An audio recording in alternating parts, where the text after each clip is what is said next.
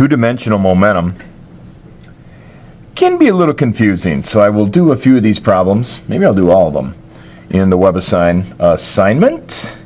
And we'll start with number 1. We have a firecracker that's tossed up in the air, explodes into 3 pieces of equal mass at the highest point. So it goes up here, and right at the top of its flight, where it's not moving, it explodes into 3 pieces. And we're supposed to, well, we're given that 2 of the pieces move off at right angles. And then where's the third piece? Where does the third piece go, and how fast? They're equal mass. That makes this problem quite simple, actually. How fast is this one moving? You're given the speeds for these. So let me redraw this.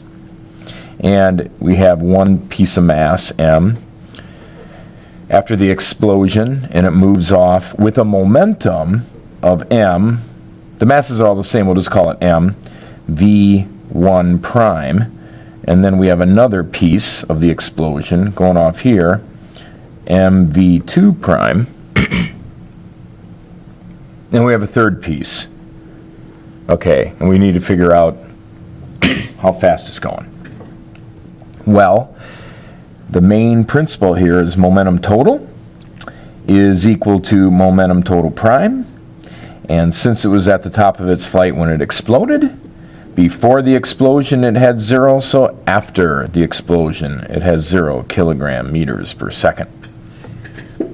Alright, so it's kind of like, this is going to be kind of like an equilibrium problem, where we did forces in equilibrium. So let me take this picture here, and let's recognize that these two, the sum of these momenta, add together, so that the third one has got to be equal and opposite of the sum of these two. Well, these two have the same magnitudes. These velocities are given, actually the speeds are given, and it says it's at right angles. So what you're basically doing is, if you take mv2 prime and mv1 prime, that produces, because they're at right angles, basically square root of 2 mv prime. I'll just call it v prime because it's v1 or v2, they're the same size. In other words, it's a 45-degree angle, and if you add these two vectors together, you'll get one that's square root of 2 times bigger.